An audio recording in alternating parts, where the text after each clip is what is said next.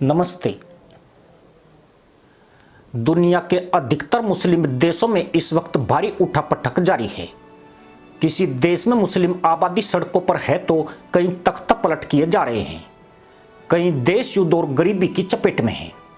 मुस्लिम देशों की मुल्लागर्दी की वजह से एक तिहाई दुनिया अशांत और चिंतित है। ऐसे इस्लामिक देशों के पड़ोसी देश भी इनकी अस्थिरता के चलते प्रभावित हो रहे हैं। ऐसा ही एक मुस्लिम देश सूडान है, जहां पिछले एक साल से खूनी संघर्ष जारी है। इस संघर्ष में अब तक 14,000 से ज्यादा मुसलमान हूर मिलन पर जा चुके हैं और तकरीबन 86 लाख लोग अपने घरों को छोड़कर भाग गए हैं। हालात किस कदर खराब है इसे इसी से समझा जा सकता है कि 25 लाख मुसलमानों को तत्काल पश्चिमी भीख की जरूरत है। पर इससे भी बड़ा खतरा अब इनके सिर पर खड़ा हो गया है। सूडान में जल्द ही एक भीषण नरसंहार होने की आशंका जताई गई है, जिसमें 5 लाख मुसलमानों की जान पर बन आई है। मजे की बात यह है कि यह लोग आपस में ही कट मर रहे हैं और एक दूसरे के खून के प्यासे हो चुके हैं। इस्लाम और भाईचारे के नाम पर तशरीफ बजाने वाले मुल्ला मुल्क सूडान में भूख, गरीबी और आपसी संघर्ष में मरते मुसलमानों की स्थिति से बिल्कुल भी चिंतित नहीं है। वह भी तब जबकि हाल ही में अमेरिकी रिपोर्ट में दावा किया गया कि सूडान में त्राहिमाम मचने वाला है। दुनिया के कई मुस्लिम देश और विदेशों में बसे जिहादी गाजा के नाम पर खूब बाजे बजा रहे हैं, पर उनकी प्योरिटी में सूडान का कहीं नाम नहीं है। खास बात यह है कि गाजा से कई गुना लोग सूडान में मरे गए हैं। इस देश में मुल्ला गर्दी के बीच लाखों लोग पिस रहे हैं, लेकिन एक भी माई का मुल्ला नहीं है जो सूडान में भाईचारे की दुहाई देकर गधैया नृत्य कर सके। Pakistan, Syria, Libya, Lebanon, Yemen की तरह ही सूडान में भी मुल्ला बेकाबू हैं। सूडान के विशाल पश्चिमी दारफुर क्षेत्र में इतिहास खुद को दोहरा रहा है। आपको बता दें कि यहाँ 20 साल पहले एक भीषण नरसंहार हुआ था, जिसे लैंड क्रूजर युद्ध भी कहा जाता है। दारफुर क्षेत्र में एक बड़ा संघर्ष फरवरी 2003 में शुरू हुआ था, जब सूडान मुक्ति आंदोलन यानी SLM और न्याय समानता आंदोलन यानी JEM ने विद्रोह कर दिया था। इन समूहों ने सूडान सरकार के खिलाफ लड़ना शुरू कर दिया।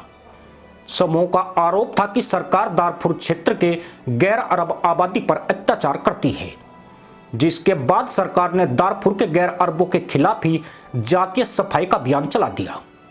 इसके परिणाम स्वरूप हजारों मुसलमानों की मौत हो गई। यह नरसंहार 31 अगस्त 2020 तक चला, यानी लगभग 17 वर्षों तक सूडानी मुसलमान एक दूसरे की कुटाई करते रहे। इस नरसंहार में तकरीबन 3 लाख मुस्लिम हूर मिलन पर निकल गए, जबकि 28 लाख से ज्यादा लोग घर छोड़कर भाग गए। खास बात यही है कि ठोकने वाले और ठुकने वाले दोनों ही तरफ मुसलमान थे। दुनिया के 57 मुस्लिम देशों में लोकतंत्र जैसी कोई चीज नहीं है। हालांकि कई इस्लामिक देश खुद के लोकतांत्रिक होने के ढोल पीटते हैं, लेकिन जैसी इन लोगों की मानसिकता है वहां लोकतंत्र स्वतः हाशिए पर चला जाता है। मुस्लिम देशों में गद्दी के लिए संघर्ष और गहरे युद्ध जैसी घटनाएं होना आम बात है। इस्लाम में लोकतंत्र के कोई मायने नहीं होते हैं। शासन और शासन चलाने के उसके अपने विचार हैं, जहां एक मुल्ला ही सर्वोच्च होता है और वही अपने हिसाब से आवाम को हाँकता है।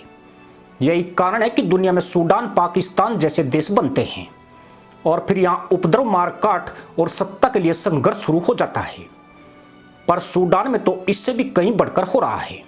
कुछ महीनों की शांति के बाद अप्रैल 2023 में मुसलमानों ने यहाँ फिर से उधम काटना शुरू कर दिया था। सूडान की राजधानी खार्तूम और देश के अन्य इलाकों में सेना और वहां के अर्धसैनिक बल के बीच जंग छिड़ गई, जिसके बाद सूडान के अर्धसैनिक बल रैपिड सपोर्ट फोर्स यानी RSF और वहां की सेना आमने सामने आ गई। तब से लेकर संघर्ष अभी तक भी जारी है।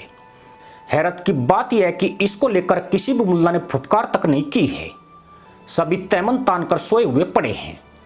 तब भी जबकि अब कहा गया है कि सूडान में फिर से भयंकर नरसंहार होने की ओर है।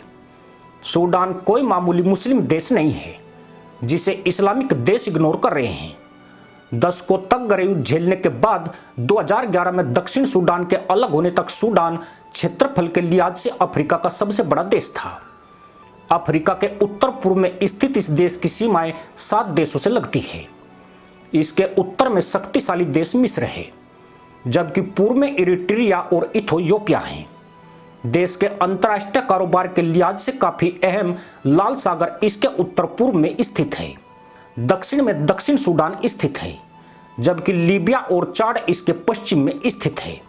अफ्रीका महाद्वीप का तीसरा सबसे बड़ा देश बन चुके सूडान में अब दो धड़े आपस में ही लड़ रहे हैं।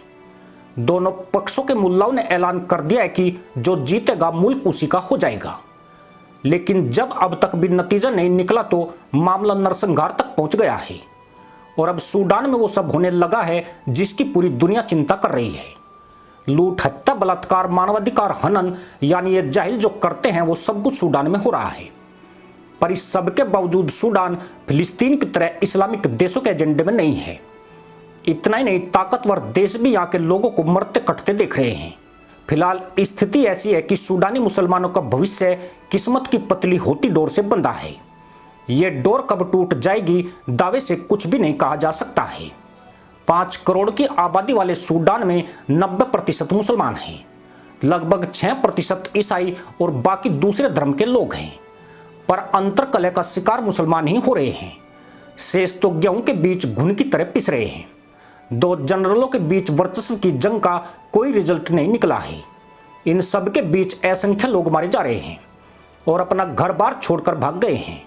जनजीवन बुरी तरह त्रस्त है और बुनियादी सुविधाएं गौण हो चुकी है। यूएन की रिपोर्ट के मुताबिक 10,17,000 से अधिक लोगों ने पड़ोस के देशों में शरण ली है। सूडान में कई जगहों पर सामूहिक कब्रिस्तान दिखना आम बात है, जहां हजारों मुसलमान दफन हैं। सूडान में जितने मुसलमान आपसी द्वंद्व में मारे गए हैं, उससे कहीं ज्यादा यहां भूख, इलाज और कुपोषण की कमी की वजह से निपटे हैं। मदद देने वाली एजेंसियों ने मुल्लाओं के खतरे को देखते हुए काम रोक दिया है, जिससे हालात अधिक खौफनाक हो गए हैं। पर इन सब के बीच दोनों गुट एक दूसरे को मिटाने पर आमादा है और ये जाहिल तब तक लड़ते रहेंगे जबकि किसी एक का सत्ता पर फुल कंट्रोल नहीं हो जाता है। मजे की बात यह है कि आरएसएफ और सूडानी आर्मी दोनों ही अपनी जीत को लेकर आश्वस्त हैं। फिलहाल दोनों ही जबरदस्ती सरकार चलाने का दावा कर रहे हैं। उन्हें ना तो जनता की मान्यता मिली है और न वे आधिकारिक तौर पर इसके हकदार हैं। उन्हें भरोसा है कि बढ़त हासिल करते ही उन्हें सपोर्ट और मान्यता भी मिल जाएगी, इसलिए वे लड़ाई जारी रखना चाहते हैं। असल में सूडान कभी भी पश्चिमी देशों या इस्लामिक देशों की प्राथमिकता में नहीं रहा है। सूडान में इन्हें कोई बड़ा फायदा नहीं दिखता है, इसलिए यहाँ मुसलमानों की कितनी भी बजे किसी के कान पर जूं तक नहीं रेंगेगी। यही कारण है कि अमेरिका ने सूडान में नरसंहार होने की चेतावनी देकर अपनी ओर से खाना पूर्ति कर ली है।